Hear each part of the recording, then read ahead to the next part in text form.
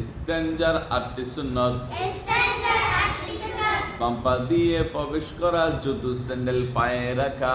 বাম পা দিয়ে প্রবেশ করা, জুতো স্যান্ডেল পায়ে রাখা। বাম পা দিয়ে প্রবেশ করা, জুতো স্যান্ডেল পায়ে রাখা। বাম পা দিয়ে প্রবেশ করা, জুতো স্যান্ডেল পায়ে রাখা। মাথা ঢেকে রাখা। মাথা ঢেকে রাখা। মনে মনে ইস্তেগফার পড়া।